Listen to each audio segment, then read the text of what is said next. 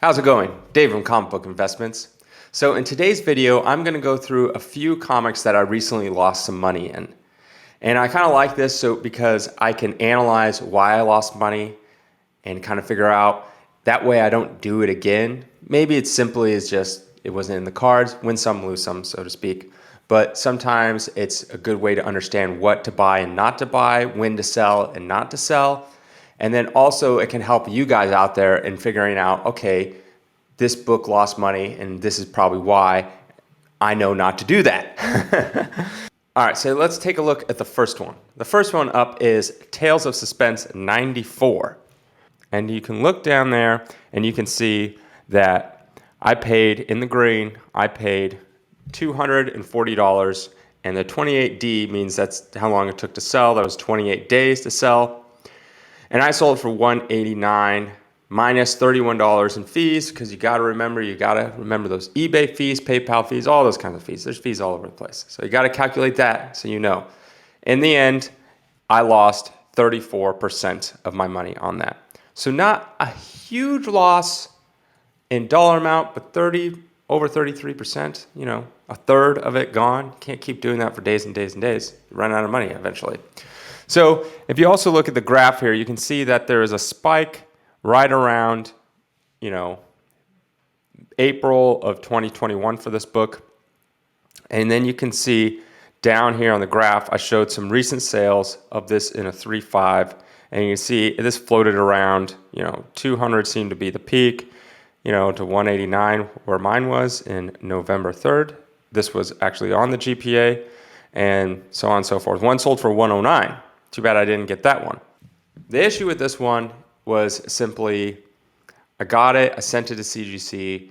It didn't come back as high as I was hoping. I think I wanted this somewhere in, it's been a while, but I think probably in the 5.60 range. And it's just one of those things that just didn't work out. Who knows why. And so it didn't really work out. And I also paid too much in the beginning for it. So this 240 that I have here, that's also including case costs and fees and everything in there. So it just didn't really work out in the long run. It wasn't really worth submitting again. And it just overall, it was a bad buy at that price to begin with. Another reason why I paid so much for it was being hyped up because of MODOK. It's the first appearance of MODOK, and he had a TV show on Hulu. So I thought that would do a little better kind of thing. A little speculation, a little buying too high, and didn't get the grade I wanted. So those are all the reasons why. Put them all together, you get minus 34%. So didn't really work out. All right, let's move on to the next one. Next one, we got Ginger, number 4. Now this is an older Archie comic, and I got a 4.0. This rarely sells. So there's not very much data on it, so it's a lot of guesswork and things like that.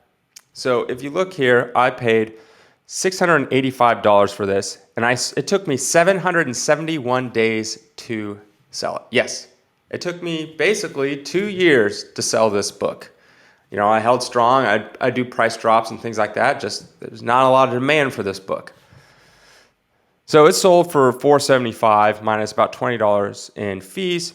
The reason why it's $20 in fees is because not every book I sell is through eBay, and sometimes I sell through other avenues like our website, and sometimes there's still PayPal fees or processing fees, and so that's what that $20 is basically a processing fee that I still have to pay, but I didn't sell this through on eBay, so it's not going to show up on the Go Collect or the GPA or anything like that. So all in all, I was down 33% on this book.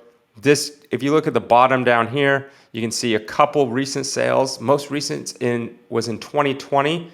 It was July 10th for $650, and then also May for $405. But this is 2020, and this actually there was no 4.0 sales. So this is all 4.5 sales. I just went one above because there's literally just barely any sales, and this had the most data. So all in all, 4.5 sold for $650, but it also sold a few months prior. Remember, this is 2020, not 2021, for $405. So me getting $475, that seems right in the middle, kind of, so to speak. Again, this is a 4.0 that I was selling, and these data is for 4.5. So what went wrong with this one? I remember this book. It was like, I remember seeing this book out of the blue just sell for like thousands of dollars. And I was like, oh my gosh, like finally, the old golden age stuff is finally going up. And so I jumped on the chance to buy one, hoping that it would, go up along with it. And it didn't really pan out. Sometimes there's these outliers where people think books are like super, super rare. And so one comes up on an auction somewhere or something and it sells for an outrageous amount. And then everyone sees that and then puts up their copy. And then all of a sudden you're like, oh, it's not as rare as I once thought. Like before this is like maybe no one saw this copy in like, 2 years, 3 years, 4 years or something like that. One finally pops up, so it goes outrageous price. And then everyone lists their copy and they're like, because what happened was when I listed this copy, when I first got it, I was like, oh, there's none available on eBay. And then by the time I listed it, it's like, there's like 7 because one went for out price and then other dealers, sellers, and collectors are like, oh, I'll sell this for a high price, throw it up there, and then all of a sudden supply and demand. So kind of got unlucky on that one. Wasn't as rare as I was hoping it was. Oh well. Moving on. The last one we got on this list, we got Marvel Previews 95. This was a 9.2 that I sold. And Marvel Previews 95 is very interesting because this was a book given out usually to comic shops, things like that, and you just open it up, it's literally just what is Marvel coming out with, this previews of new stuff. They could also sell it as well. So a lot of this stuff got like thrown away, destroyed, just damaged, stuff like that. Not very many people kept this, but this was basically the first published appearance of Miles Morales. As you see, he's on the cover right there. This is before Ultimate Fallout 4, so this book went bananas. I think a 9.8, if I can remember, sold for like over 10 grand. Just when people were like, oh my gosh, it's super rare, more rare than, it's kind of like the Malibu Sun of Spawn, came out before Spawn and kind of previews it. Kind of, so to speak, something like that. Not as desirable as an Ultimate Fallout 4, because that has the cover and everything that people associate Miles Morales with. So let's look at it. All right, got a 9.2. I paid $1,880. It took 106 days to sell, so a little over 3 months. And I sold it for $1,689. So I sold it as a loss. Then it was minus 22 in fees. And yeah.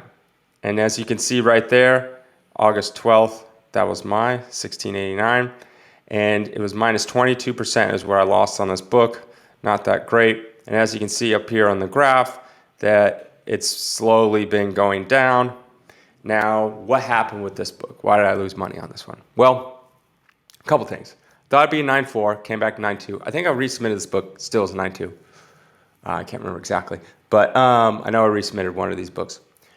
Anyway, so it came back to 9.2, so that sucks.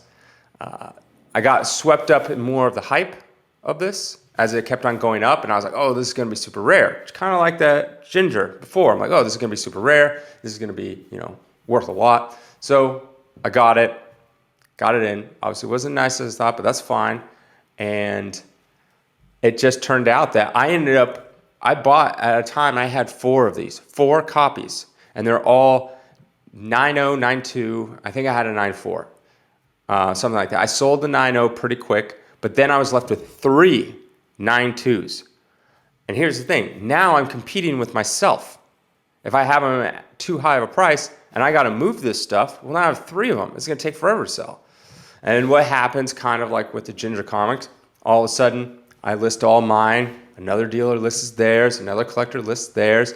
The next thing you know, there's just too many on the market. There's not enough demand to meet the supply, people willing to pay this much.